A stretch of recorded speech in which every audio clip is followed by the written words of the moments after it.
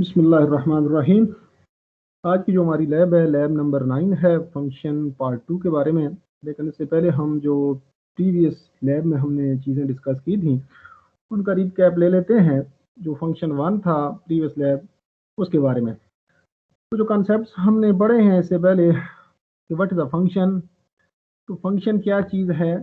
Function is a set of statement that perform specific task. किसी भी particular task को achieve करने के लिए हम एक ग्रुप ऑफ स्टेटमेंट लिखते हैं, और जब भी हमें उनको उस टास्क को परफॉर्म करने की ज़रूरत पड़ती है हम उस फंक्शन को कॉल कर लेते हैं। तो बेसिक टाइप्स आपने जो पढ़ी हुई हैं, दो मेजर टाइप्स हैं फंक्शन की। एक बिल्ट इन फंक्शंस हैं और दूसरे यूजर डिफाइंड फंक्शंस हैं। Built in functions are those functions which are pre defined in language. जो लैंग्वेज में ऑलरेडी डिफाइंड हैं, हमें उन्हें सिर्फ हम उनको यूज़ करते हैं, हमें डेफिनेशन का पता नहीं है कि उनकी डेफिनेशन क्या है, हम डिफाइन नहीं करते। तो function already defined are called built in function. आपने बहुत से फंक्शन इससे पहले यूज़ किए होंगे। मेन फंक्शन है, CLR SCR फंक्शन है, इस तरह साइन फंक्शन है, काज फंक्शन है, ठीक है जी, रैंडम फंक्शन है। तो ये काफ़ी सारे फंक्शंस हैं जिसको हमने यूज़ किया हुआ है, ठीक है जी। तो ये बिल्ट इन फंक्शन आपने काफ़ी सारे, ठीक है जी, CLR SCR स्क्रीन को क्लियर करने के लिए, सिंगल करेक्टर को रीड करने के लिए गेट CHE फंक्शन यूज़ करते हैं, साइन साइन करने मालूम करने के लिए, और RAND रैंडम नंबर को जनरेट करने के लिए इन फंक्शंस को हम यूज़ करते हैं। तो ऐसे फंक्शन जो लैंग्वेज में ऑलरेडी डिफाइंड है, हम सिर्फ उसको यूज़ करते हैं, हम डिफाइन नहीं करते, ऐसे फंक्शंस को बिल्ट इन फंक्शंस कहा जाता है। तो हम कहते हैं कि C is rich in functions. तो C program consist of functions in which there is at least one function which is a main function. C के अंदर बहुत ज़्यादा फंक्शन यूज होते हैं, जिसमें से एक फंक्शन ज़रूरी एक फंक्शन होता है जो कि मेन फंक्शन होता है, एसेंशियल फंक्शन होता है। प्रोग्राम स्टार्ट भी यहाँ से होता है और ख़त्म भी यहाँ पे ही होता है। प्रोग्राम की जो एग्जीक्यूशन होती है वो मेन से स्टार्ट होती है और प्रोग्राम मेन पे ही ख़त्म होता है। तो मेन भी बिल्ट इन फंक्शन है। CLR SCR स्क्रीन को क्लियर करने के लिए बिल्ट इन फंक्शन है, गेट CHE है, CN है, टेंजेंट है, एब्सोल्यूट है। तो there are hundreds of functions which are predefined functions in C language. Second type is user defined function. तो दूसरे फंक्शन है यूजर डिफाइंड फंक्शन। दूसरी जो टाइप आती है, तो user defined functions are those functions which are defined by user according to his और her needs. जब यूजर को फंक्शन की जरूरत पड़ती है अपने किसी खास टास्क के लिए परफॉर्म करवाने के लिए, तो वो अपनी मर्जी से फंक्शन को डिफाइन कर सकता है। तो ऐसे फंक्शन जो यूजर डिफाइन करता है वो यूजर डिफाइंड फंक्शंस कहलाते हैं। फंक्शन से रिलेटेड जो आपने बेसिक कॉन्सेप्ट्स पढ़े होंगे, फंक्शन प्रोटोटाइप है, फंक्शन डेफिनेशन है, एंड फंक्शन कॉलिंग है। तो चूंकि ये चीज़ें आपने ऑलरेडी प्रीवियस लैब में पढ़ी हुई हैं, तो मैं ज़्यादा डिटेल में नहीं जाऊँगा, सरसरी आपको जो चीज़ें बतानी है। तो what is the general syntax of function prototype? Function prototype is also called function declaration. It is also called function declaration. Just like variable declaration, which tells the compiler what will be the name of the variable and what will be the type of variable. In function prototype or in function declaration, we tell the compiler what will be the name of function which is user defined, what will be the return type as function can return value, single value, and what will be the return type by the function, and what will be given to the function which is called parameters or argument. तो यहाँ पे तीन major उसके components आ जाते हैं। One is return type. Return type, तो return type आपको पता है कि फंक्शन एक वैल्यू रिटर्न कर सकता है, तो यहाँ पे फंक्शन की रिटर्न टाइप होगी जनरल साइंटिक्स में। नेक्स्ट होगा फंक्शन नेम। तो function name is user defined name, just like variable name. तो जिस तरह वेरिएबल नेम के कुछ रूल्स हैं उनको डिफाइन करने के लिए, डिक्लेयर करने के लिए, तो उसी तरह यहाँ फंक्शन का नेम भी उन रूल्स के मुताबिक होगा। पेरेंथेसिस जो है ये साइन है, सिंबल है फंक्शन की। ये छोटी जो पेरेंथेसिस हैं ये बताती हैं कि ये फंक्शन है। तो इसके अंदर जो होगी वो लिस्ट ऑफ आर्गुमेंट्स और लिस्ट ऑफ पैरामीटर होगा विद टाइप सेपरेटेड बाई कामा। अगर हम एक से ज्यादा आर्गुमेंट या पैरामीटर यूज कर रहे हैं तो हम उनको सेपरेट करेंगे, डेटा टाइप जो उसकी है किसके साथ, कामा के साथ। तो ये एग्जांपल एक दी गई है कि यहाँ पे मैंने जो फंक्शन का नेम है वो मीन है। Mean is the name of the function, float is the type of return, and three arguments or three parameter will be passed to the function. First is integer type, second is also of integer type, and third is also of integer type. तो ये compiler के signal है कि programme के अंदर एक user defined function use होगा जिसका नाम होगा मीन। उसको तीन पैरामीटर पास होंगे, तीनों इंटीजर टाइप के हैं, और जो वो वैल्यू रिटर्न करेगा वो किस टाइप की होगी, वो फ्लोट टाइप की होगी। Next is function definition. तो function definition is actual body or group of statements that will be executed. तो वो फंक्शन की बॉडी है जो एग्जीक्यूट होगी, जिस काम के लिए आप फंक्शन को डिफाइन कर रहे हैं, तो एक्चुअल स्टेटमेंट उसके अंदर होंगी। तो what will be the general syntax to define a function. यहाँ पे होगा फंक्शन नेम, सॉरी यहाँ पे पहले रिटर्न टाइप होगी, यहाँ पे मिसिंग है रिटर्न टाइप। उसके बाद होगा फंक्शन नेम, उसके बाद list of parameter with type separated by comma. तो जिस तरह हमने फंक्शन प्रोटोटाइप के अंदर मल्टीपल जो आप पैरामीटर्स थे उनको सेपरेट किया था कामा के साथ, इसी तरह हम यहाँ पे भी उनको सेपरेट करेंगे कामा के साथ। And body of the function which contain statements return for specific task. तो जो एक्चुअल स्टेटमेंट्स हैं, जिस तरह मेन फंक्शन की बॉडी थी उसी तरह आप यहाँ पे स्टेटमेंट को इनक्लोज कर देंगे। तो फ्लोट जो ऊपर मैंने फंक्शन डिक्लेयर किया था उसी के लिए मैं उस फंक्शन को डिफाइन कर रहा हूँ। तो ये फ्लोट वही होगा जो यहाँ पे आपने मेंशन किया हुआ है, जो डिक्लेयर किया हुआ है सेम थिंग यहाँ पे रिपीट होगी फ्लोट। उसके बाद नेम ऑफ द फंक्शन, तो नेम ऑफ द फंक्शन भी वही होगा। अब ये जो नेम है ये चेंज हो सकते हैं क्योंकि ये कॉपीज होंगे, तो ये डेटा टाइप सेम होगी। फॉर एग्जाम्पल आपने यहाँ पे इंट ए किया, यहाँ पे फ्लोट बी कर दिया और यहाँ पे करेक्टर सी कर दिया, तो यहाँ पे डेटा टाइप इसी तरह होगी इंट फ्लोट करेक्टर। तो वेरिएबल नेम डिफरेंट हो सकते हैं, ये ए डिफरेंट है, ये ए डिफरेंट है, ये बी और है, ये बी और है, ये सी और है, ये सी और है। तो यहाँ पे ये इसके लोकल वेरिएबल हैं जो आगे डिक्लेयर होंगे, रेंज के अंदर होंगे। तो फ्लोट रिटर्न टाइप है, मीन जो है ये उसका नाम फंक्शन का नेम है, और ये उसके क्या है जी, पैरामीटर्स हैं। एक्चुअल स्टेटमेंट जो उस फंक्शन ने परफॉर्म करनी है आप इन ब्रेसेस के अंदर इनक्लोज कर देंगे। इस ब्रेसेस के अंदर आप जो एक्चुअल स्टेटमेंट्स हैं यहाँ पे आपने मेंशन कर दी कि वो कौन सी स्टेटमेंट्स होंगी। जो भी स्टेटमेंट्स हैं आप यहाँ पे क्या कर देंगे, इन ब्रेसेस के अंदर कर देंगे। तो it is called function definition where actual statements are written to perform a specific task. Next is function calling. How we will call the function or how the function will be executed. It is not automatically executed. It is executed when programmer calls it. तो function calling के लिए जो इसका syntax है वो क्या होगा, function name, यहाँ पे रिटर्न टाइप नहीं होगी, फंक्शन नेम फंक्शन का नाम लिखेंगे, उसके बाद list of argument separated with comma. तो यहाँ पे उसकी डेटा टाइप मेंशन नहीं होगी बल्कि लिस्ट ऑफ आर्गुमेंट्स होगी जिसे आप पास करना चाहते हैं, फंक्शन को देना चाहते हैं। फॉर एग्जांपल एक फंक्शन है सम का फंक्शन है, तो मैं इसको देखें ये सम के साथ फंक्शन को मैं कॉल कर रहा हूँ। ये छोटी जो पेरेंथेसिस हैं ये रिप्रेजेंट कर रही हैं कि it is a function, it is a function calling. सात वैल्यूज पास हो रही हैं एक्स वाई जेड।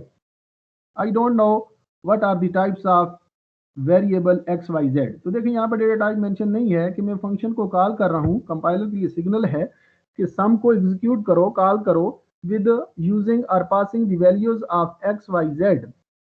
तो यहाँ पे अगर उसकी वैल्यू वो वैल्यू रिटर्न कर रहा था तो वो वैल्यू रिटर्न होके किस में आएगी, वो एवरेज के अंदर आएगी। जब फंक्शन एग्जीक्यूट होगा तो वो अगर वैल्यू रिटर्न कर रहा है तो एग्जीक्यूशन के बाद वो वैल्यू किस में आ जाएगी जी, वो एवरेज के अंदर आ जाएगी।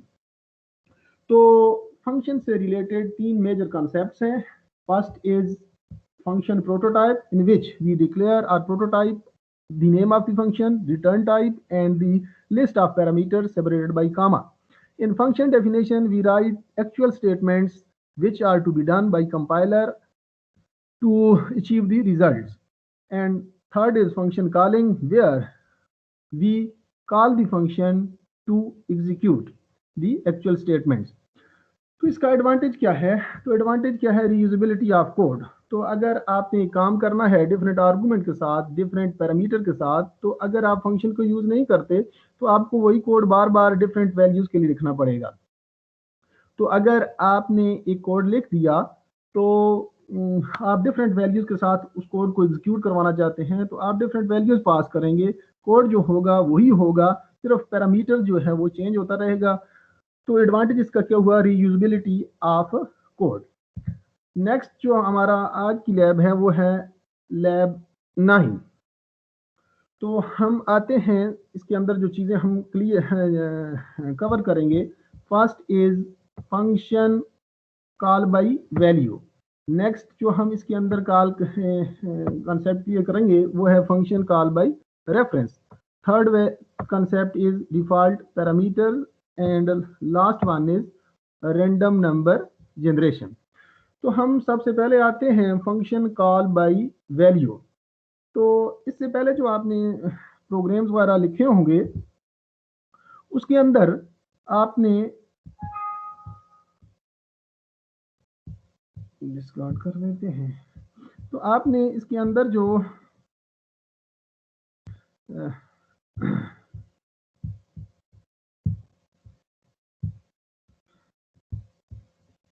आपने फंक्शन को यूज किया होगा तो उसके अंदर आपने क्या किया है कि जी जब फंक्शन को कॉल करते हैं तो वो function simple call by value होता है। तो उसके लिए मैं यहाँ पे इसको हम डिमॉन्स्ट्रेट करते हैं यूजिंग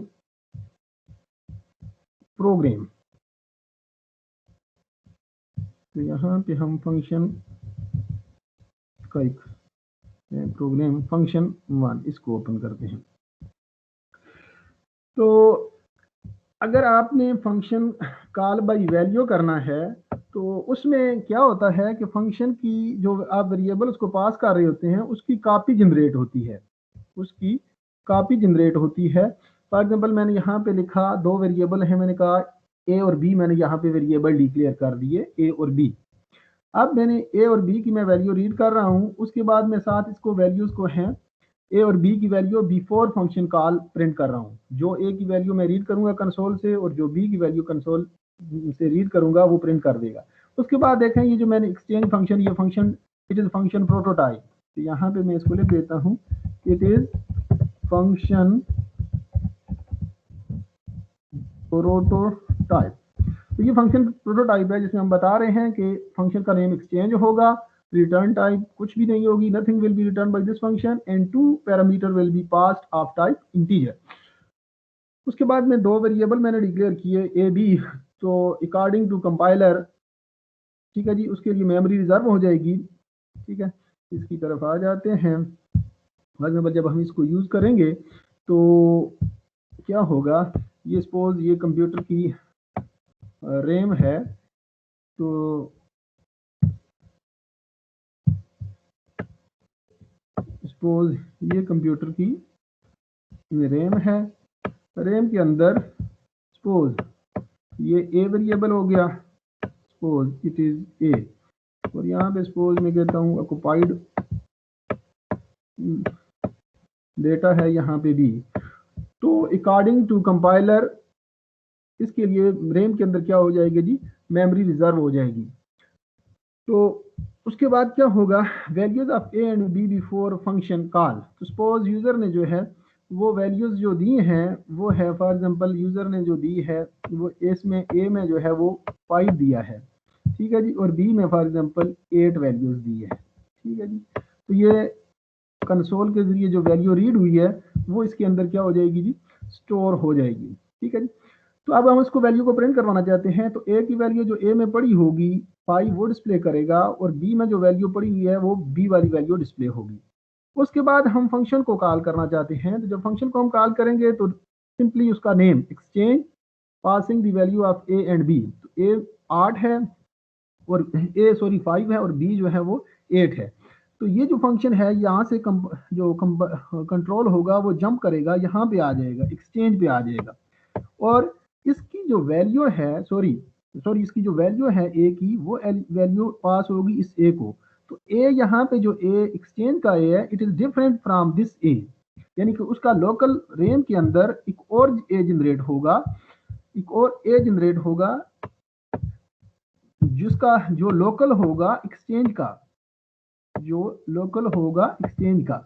तो ये जो ए वाली वैल्यू थी, ये ए है सपोज, तो ये जो ए वाली वैल्यू थी, this value will be transferred to this A, but this A is different from this A. तो 5 वैल्यू यहाँ पे आ जाएगी, सपोज ये 5 वैल्यू इसमें आ जाएगी। और जब ये वाली वैल्यू है ये बी, ये किसको ट्रांसफर होगी, ये वैल्यू ट्रांसफर होगी इस बी को। 8 will be copy to this B. ये ए और बी ये लोकल टू एक्सचेंज है, और ये ए और बी लोकल टू मेन है। तो अब क्या होगा, यहाँ पे मैंने एक और वेरिएबल जो लोकल टेम्प है, टेम्प, तो टेम्प मैंने इसलिए यूज किया कि मैं वैल्यूज को स्वैप करना चाहता हूँ। तो टेम्प जो है इसका लोकल वेरिएबल है, तो इसके अंदर एक और वेरिएबल डिक्लेयर होगा टेम्प।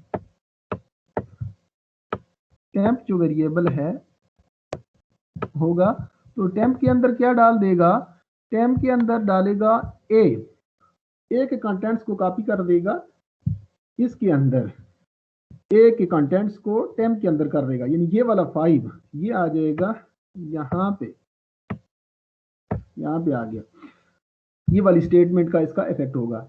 ए के अंदर क्या स्टोर कर देगा, B will be assign to A, तो B will be assign to A, तो B will be assign to A. तो यहाँ पे ये वाली जो वैल्यू है ये क्या होगी, इसके अंदर क्या वैल्यू आ जाएगी, B will be assign to A, तो वो उसके कंटेंट्स खत्म होके यहाँ पे क्या आ जाएगा 8 वैल्यूज आ जाएगी।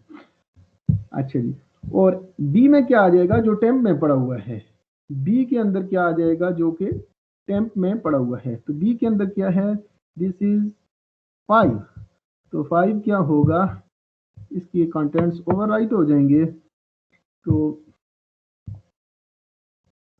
क्या होगा 5 विल बी कॉपी हियर। तो मैं आखिर में ये क्या देगा रिजल्ट इसका, these are values of A and B in called function. तो अब ए और बी की वैल्यू स्वैप हो चुकी हैं, तो ए में वैल्यू देगा क्या, ए की वैल्यू देगा, ए की वैल्यू 8 और बी की वैल्यू वो देगा 5। यहाँ पे ए क्या था, ए इज इक्वल टू 5 मेन के अंदर, और बी के अंदर क्या है वो 8 पड़ा हुआ है। तो जब इसको एग्जीक्यूट कर लेगा इस एक्सचेंज फंक्शन को, तो फंक्शन जहां पे कॉल हुआ था उससे नेक्स्ट जो स्टेटमेंट होगी कंट्रोल वहां पे ट्रांसफर होगा, तो कंट्रोल यहां पे ट्रांसफर हो जाएगा। तो अब values of A and B after function call, function call होने के बाद a is equal to A, तो आप देखेंगे कि a की वैल्यू जो हमने दी थी वो चेंज नहीं होगी, क्योंकि ये लोकल a है जो कि मेन लोकल टू मेन है, और ये जो b हम यहाँ पे प्रिंट कर रहे हैं ये लोकल टू b है। तो ये जो कॉलिंग है ये कॉलिंग बाय वैल्यू है, जिसमें हम फंक्शन की क्या कर रहे हैं जी, वैल्यूज को, सॉरी वेरिएबल की वैल्यूज को पास कर रहे हैं। तो अब इसको मैं एग्जीक्यूट करवाता हूँ, कंपाइल एंड रन। तो फॉर एग्जांपल ए की मैं वैल्यू दे देता हूँ 34 और बी की वैल्यू दे देता हूँ 100। अब देखें values of A and B before function call, तो ज़ाहिर है वो लोकल हम वहां पे उस वैल्यू को कॉल कर रहे थे, A is equal to 34, B is equal to 100। जब हमने उसको कॉल किया फंक्शन को, तो these are values of A and B in called function. A को उसने देखें बी, ए को 100 कर दिया और बी को 34 कर दिया। फिर दोबारा जब मेन के अंदर आया तो values of A and B after function call, तो a is equal to 34, b is equal to 100. There is no change in the values of a and b which are local to main. तो ये जो calling है it is called calling function calling by value, in which value of the function is passed and copy of the variable is created or generated in the function which is to be called or which is called. Second जो है that is function call by reference. तो function call by reference में क्या होगा, हम variable की value को पास नहीं करेंगे, बल्कि हम क्या करेंगे उसके एड्रेस को पास करेंगे। एक्चुअल जो वेरिएबल है हम उसको पास नहीं करेंगे, उसकी कॉपी जनरेट नहीं होगी, बल्कि सिंगल कॉपी होगी। जो फंक्शन कॉल हो रहा है वो भी उसको यूज करेगा, यानी सिंगल कॉपी होगी। शेयर जो फंक्शन जो कॉल कर रहा है वो भी उसको यूज करेगा, और जो कॉल हो रहा है वो भी उसको यूज करेगा। तो उसके लिए मैं यहाँ पे मैं कर देता हूँ नेक्स्ट प्रोग्राम, इसको इस प्रोग्राम के जरिए डिमॉन्स्ट्रेट करते हैं जी, फंक्शन टू इसको। तो यहाँ पे मैं एक वेरिएबल, मैंने यहाँ पे एक फंक्शन यूज किया, देखें जो सॉरी फंक्शन डिक्लेरेशन, तो वही नेम है जी एक्सटेंड। तो यहाँ पे इंट, यहाँ पे मैंने ये स्टार यूज किया हुआ है, तो इसका मतलब है स्टार जो है ये पॉइंटर के लिए आगे हमारी एक नेक्स्ट लैब होगी, हम इंशाल्लाह उसको इन डिटेल कवर करेंगे। तो pointer is a variable that store the address of other memory location. तो पॉइंटर एक वेरिएबल होता है जो कि किसी वेरिएबल का एड्रेस स्टोर करता है। क्योंकि जब हम वेरिएबल के एड्रेस को पास करेंगे तो वो एड्रेस एक सिंपल वैल्यू नहीं है, बल्कि एक मेमोरी का एड्रेस है। Memory is array of addresses. तो मेमोरी कंसेक्टिव मेमोरी लोकेशंस होती हैं, जिसमें हर लोकेशन का एक स्पेसिफिक एड्रेस होता है। तो हम उसे स्टोर करने के लिए हमें एक वेरिएबल की जरूरत पड़ती है, जिसे हम पॉइंटर कहते हैं। और ये स्टार जो है ये बता रहा है कि एक्सचेंज के अंदर जो पहला पैरामीटर होगा वो एड्रेस होगा किसी इंटीजर टाइप वेरिएबल का। नेक्स्ट जो है वो सेकंड जो पैरामीटर होगा वो भी एड्रेस होगा किस टाइप वेरिएबल का, इंटीजर टाइप वेरिएबल का। तो उस मेन के अंदर मैंने दो वेरिएबल डिक्लेयर किए जी, इंटीजर टाइप के ए और बी। उसके बाद मैंने दो वैल्यूज यहाँ से रीड की ए और बी कंसोल से। अब values of A and B before function call, function से पहले ए और बी की वैल्यूज क्या हैं, तो जाहिर सी बात है जो हम वैल्यूज यहाँ पे देंगे वही वैल्यूज होंगी, ए की भी वही होगी और बी की भी वही वैल्यू होगी। उसके बाद मैं फंक्शन को कॉल कर रहा हूँ, तो देखें यहाँ पे मैंने एड्रेस ऑपरेटर यूज किया है। अगर ये यहाँ पे मैं यूज कर दूं ए और बी, तो इसका मतलब ये है it is a function call by value, जिसमें मैं ए और बी की वैल्यूज को पास कर रहा हूँ और ए बी की कॉपी जनरेट होंगी जिस फंक्शन को आप कॉल कर रहे हैं। लेकिन यहाँ पे मैंने यूज करना है क्योंकि मैं इसको बाई रेफरेंस, तो ये एड्रेस ऑपरेटर है in which the address of A will be pass. तो पहला जो आर्गुमेंट है इसमें ए का एड्रेस पास होगा इस फंक्शन को, एक्सचेंज फंक्शन को। सेकंड क्या है यहाँ पे एड्रेस ऑफ बी। तो फंक्शन कॉल हो रहा है, वैल्यूज पास नहीं हो रही, बल्कि उसका जो एक्चुअल एड्रेस है वो पास होगा। तो अगर मैं यहाँ पे आऊं तो यहाँ पे मैं कहता हूँ अगर इसका एड्रेस है, सपोज इसका मैं एड्रेस कहता हूँ, सपोज इसका जो एड्रेस है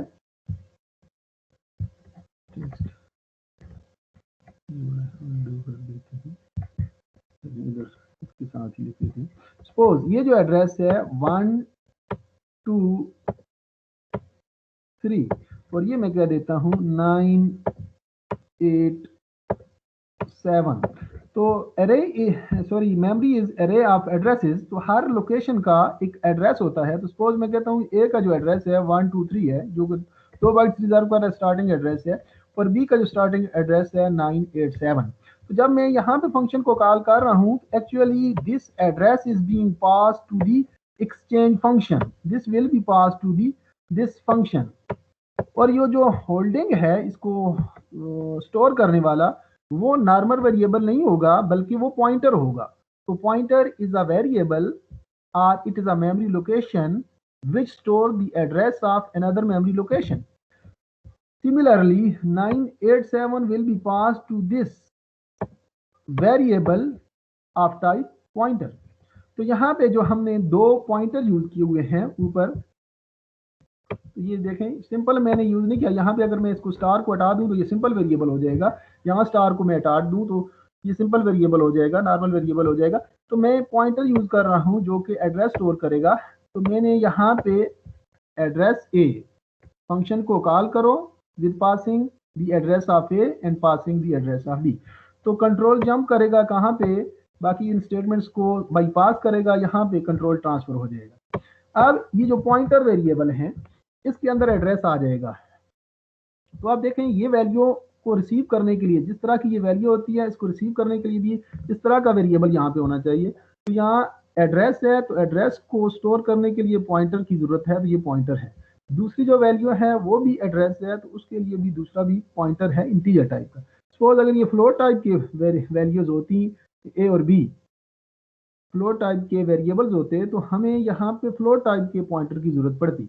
तो मैंने दोनों इंटीजर टाइप के पॉइंटर यूज किए हुए हैं। तो यहाँ पे फिर उनकी स्वैपिंग है, जिस तरह के हमने प्रीवियस प्रोग्राम के अंदर देखा था कि हमने एक थर्ड वेरिएबल यूज किया टेम्प। टेम्प के अंदर हमने डाला कि ए जिसको रेफर कर रहा है वो वैल्यू, ये रेफरेंस ऑपरेटर है कि ए जिसको रेफर कर रहा है उसकी, तो ए जिसको रेफर कर रहा था वो जो प्रीवियस प्रोग्राम के अंदर वो वैल्यू है, यानी ये वाली वैल्यू जो है ये शेयर होगी किसके अंदर, दोनों के अंदर।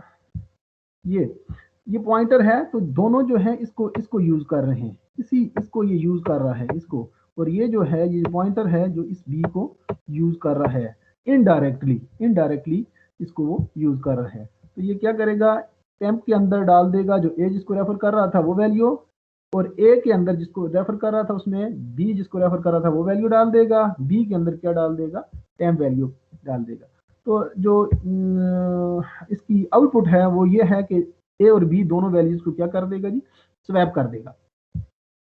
तो अब जब हम इसको रन करेंगे स्वैप करने के बाद, अब देखें वैल्यूज तो यहाँ पे फंक्शन कॉल हुआ था, यहाँ पे फंक्शन कॉल हुआ था, यहाँ पे फंक्शन कॉल था, it is function calling, it is function calling. तो दोबारा यहाँ पे उससे नेक्स्ट जो स्टेटमेंट होगी कंट्रोल यहाँ पे ट्रांसफर हो जाएगा। तो values of A and B after function call, तो ए इज इक्वल टू, तो अब इसने इनडायरेक्टली ए और बी की वैल्यू को चेंज कर दिया है।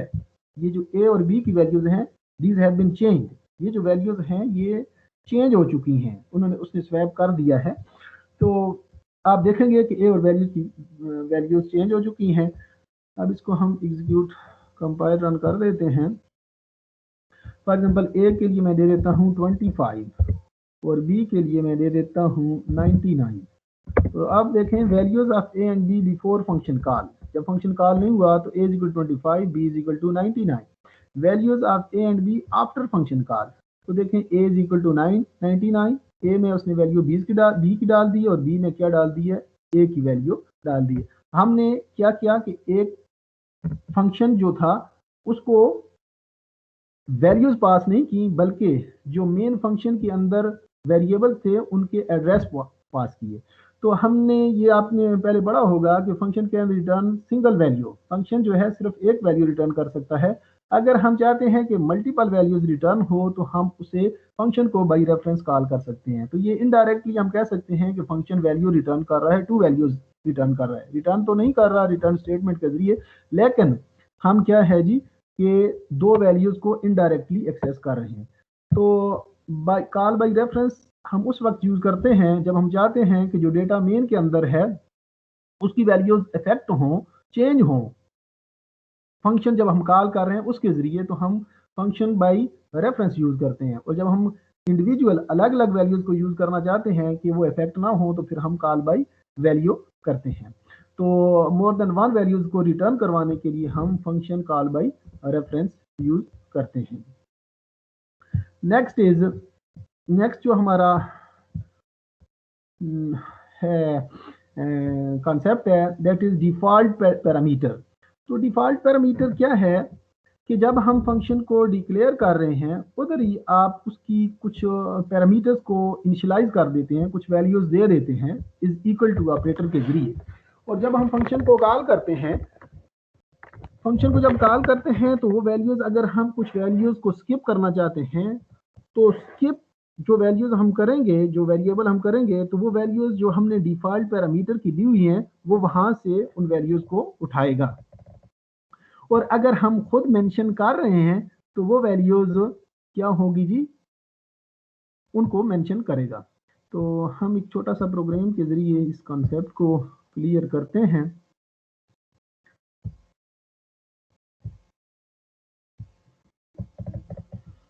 सॉरी कर लिए, ओपन करते हैं क्योंकि इस पर टाइम ज़्यादा लग जाएगा।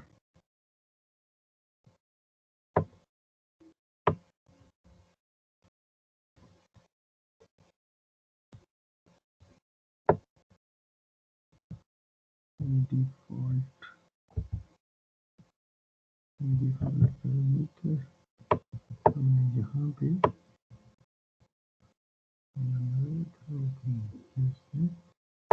ये आ गया।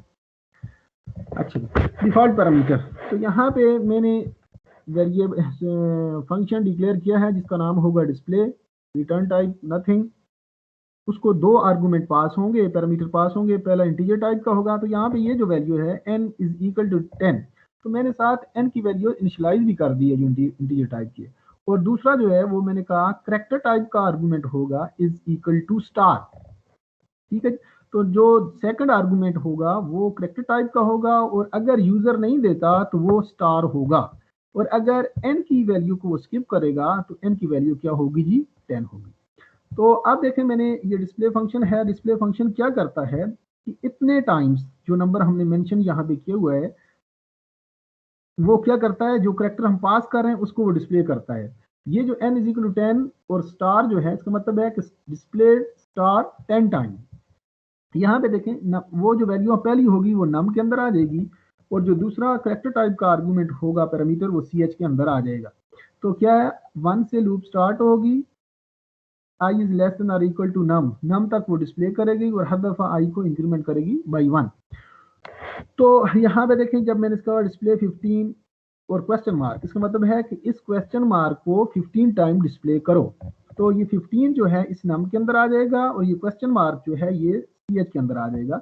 तो ये लूप 15 टाइम चलेगी और हर दफा ch को एक न्यू लाइन पे डिस्प्ले करेगी। तो देखें इसको मैं अगर कंपाइल रन करता हूँ तो ये देखें ये 15 टाइम क्वेश्चन मार्क इसने डिस्प्ले किया, ठीक है जी। अब अगर इसको मैं सपोज में कर देता हूँ 5 टाइम कर देता हूँ, तो अब देखेंगे आप कि ये 5 टाइम इसको डिस्प्ले करेगा। देखिए ये 5 टाइम इसने डिस्प्ले किया, 5 टाइम इसने डिस्प्ले किया। अब इसको मैं बना देता हूँ, कमेंट बना देता हूँ, और सपोज देखें ये मैंने डिस्प्ले कर दिया, तो सॉरी इसको मैं कमेंट्स बना देता हूँ। अब देखें यहाँ पे default argument, default parameter use होंगे। देखें डिस्प्ले को मैं कॉल कर रहा हूँ इसमें, लेकिन मैं पहला पैरामीटर भी आर्गुमेंट भी मिस कर रहा हूँ, दूसरा भी कर रहा हूँ, तो ये जो वैल्यूज ये उठाएगा ये वैल्यू उठाएगा n इज इक्वल टू 10 और कैरेक्टर जो है वो स्टार, तो ये 10 दफा स्टार को प्रिंट करेगा। तो देखिए ये स्टार जो है ये 10 दफा इसने प्रिंट किया हुआ कि जब आप इसको स्किप करेंगे तो वो डिफॉल्ट पैरामीटर से वैल्यू उठाएगा। यहाँ पे सपोज मैं पहले की वैल्यू दे देता हूँ, दूसरे की वैल्यू दे देता हूँ, तो अब क्या करेगा, इसको पहली वैल्यू ये खुद उठाएगा, ठीक है जी। तो पहली वैल्यू इसने खुद उठाई और दूसरी जो है वो क्या कर दी जी, उसने स्टार डिस्प्ले कर दी, ठीक है। और उसके बाद ये वाला जो है सपोज 50 टाइम्स मैं कहता हूँ, तो ये क्या करेगा, कंपाइल एंड रन, ठीक है जी। तो ये उसकी सेकंड जो है उसने वो कर देगा। तो default parameters are used when user skips or bypass the argument or parameter when function is being called. It takes the default parameters from function prototype. Next जो हमारा है वो है that is function random number generation. तो random number क्या है, in which next number cannot be predicted. ऐसा random number से मुराद ये है कि जिसमें आप next number को predict नहीं कर सकते, next number cannot be predicted. Computer तो रूल बेस्ड मशीन है, किसी रूल के मुताबिक ही वो प्रिडिक्ट करता है, लेकिन हम यहाँ पे ये कहेंगे कि कंप्यूटर जनरेट्स रैंडम नंबर। तो रैंडम नंबर जनरेट करने के लिए बिल्ट इन फंक्शन है रैंड फंक्शन, हम रैंड फंक्शन यूज करते हैं रैंडम नंबर को जनरेट करने के लिए। और जो आप रैंड फंक्शन का अगर यूज करते हैं तो हर दफा एग्जीक्यूट कंपाइल करते हैं तो कंप्यूटर वही रैंडम नंबर हमें देता है, बार बार वही देता है। अगर हम चाहते हैं कि उसका वो नंबर जनरेट डिफरेंट हो तो फिर उसके लिए हम एस रेंड, ठीक है जी, तो एस रेंड फंक्शन हम यूज करते हैं। इन फंक्शंस को यूज करने के लिए हमें दो हेडर फाइल को इंक्लूड करना पड़ता है। पहली स्टैंडर्ड लाइब्रेरी फंक्शन है जो हम रेंड के लिए यूज करते हैं, और दूसरी जो है वो टाइम डॉट एच जो है वो हम यूज करते हैं इसके लिए एस रेंड के लिए। तो अब आते हैं इसकी प्रोग्राम की तरफ। इसको प्रोग्राम के जरिए क्लियर करते हैं कि ये क्या होगा, इस तरह काम करेगा। रेंड फंक्शन जो है वो हम, ये रेंड फंक्शन हम रैंडम के लिए हमने बनाया हुआ है। तो आपने ये फाइल लाजमी इंक्लूड करनी है, stdlib standard library header file, और दूसरी time.h जो टाइम की फाइल है वो हमने srand के लिए यूज की है। अगर हम इसको सपोज यहाँ पे मैं कमेंट बना देता हूँ, तो इसको भी मैं कमेंट बना देता हूँ, तो आप देखेंगे मैं कहता हूँ जी कि रैंडम नंबर जनरेट हो, 10 रैंडम नंबर मैं जनरेट करना चाहता हूँ, तो मैंने इंटीजर टाइप का नंबर मैंने यूज किया हुआ है। तो इसकी रेंज के मुताबिक जो इसकी रेंज है 32767 जो अपर लिमिट है, क्योंकि नंबर जो इंटीजर जो है 2 बाइट्स लेता है, तो 2 बाइट्स के लिए जो उसकी रेंज आती है 2 की पावर 16 माइनस 1 यानी 2 की पावर 15 माइनस 1, तो 32768 माइनस 1 32767 आ जाती है इसकी रेंज। तो नंबर जनरेट करेगा 0 और 32767 के दरमियान। लेकिन आप जो स्टोर कर रहे हैं वो 10 नंबर को जनरेट कर रहे हैं। तो देखें रैंड नंबर जनरेट होगा और किसके अंदर आ जाएगा नंबर, और उस नंबर को आप क्या कर रहे हैं जी, डिस्प्ले करवा रहे हैं। तो यहाँ पे मैं इसको कंपाइल एंड रन कर देता हूँ। तो देखें 10 नंबर उसने जनरेट किए, 0 और 32767 के अंदर वो जनरेट करेगा। आप चाहते हैं ज्यादा नंबर को सेव करना चाहते हैं, सॉरी आपने 100, तो अब 100 नंबर जनरेट करेगा in the range of 0 and 32767। तो देखें इसके अंदर 100 नंबर उसने जनरेट किए हैं। इस स्क्रीन को स्क्रॉल करके आप देख सकते हैं। तो अब अगर हम चाहते हैं कि जो नंबर हैं सॉरी वो 10 के दरमियान जनरेट करे, तो यहाँ पे मैं यूज कर दूंगा मॉड ऑपरेटर 10। इसका मतलब यह है कि जो नंबर उसने जनरेट किया उसको डिवाइड करो 10 से, तो जब 10 से डिवाइड करेगा उसके बाद जो रिमाइंडर आता है तो नंबर 0 और 10 के दरमियान आएगा। यहाँ पे इसको मैं कंपाइल एंड रन कर देता हूँ। तो जो नंबर उसने देखें यहाँ पे जो जितने नंबर उसने जनरेट किए हैं वो 0 और 10 के दरमियान नंबर जनरेट उसने किए हैं। अगर मैं चाहता हूं कि जो नंबर 0 और 99 तक की रेंज में आए 100 से लेस, तो यहाँ पे इसको मैं एग्जीक्यूट कर दूंगा कंपाइल एंड रन। अब जो वो नंबर जनरेट करेगा, देखें इसमें जो भी नंबर आ रहे हैं ग्रेटर देन 0 है, लेस देन 100 है, 99 तक नंबर आ सकते हैं। इसी तरह अगर आप चाहते हैं कि 1000 से बिलो 99 999, तो आप 1000 तक इसको कर दें, तो अब ये जो नंबर जनरेट करेगा वो इस रेंज में नंबर जनरेट करेगा। अच्छा सॉरी, जो आपको बताना था, सपोज यहाँ पे मैं कर देता हूँ ये और 1000 की रेंज में। तो अब देखें एग्जीक्यूट में इसको करता हूँ कंपाइल, फिर इसको मैं करता हूँ रन।